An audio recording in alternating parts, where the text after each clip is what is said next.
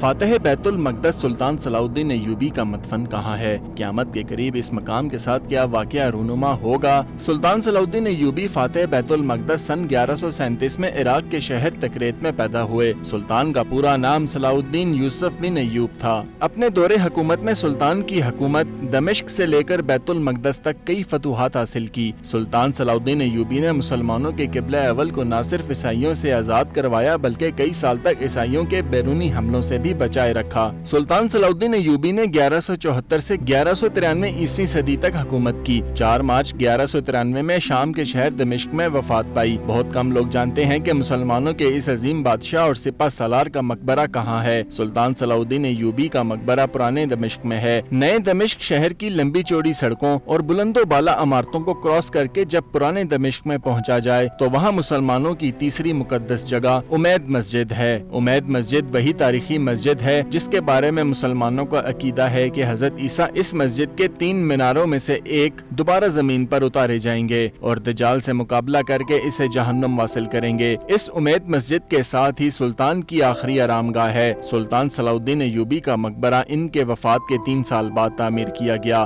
آج بھی سلطان کی قبر کی زیارت کرنے والوں کو اسلام کی وہ عظمت کی یاد دلاتی ہے جب پوری دنیا مسلمانوں کے قدموں تلے تھی۔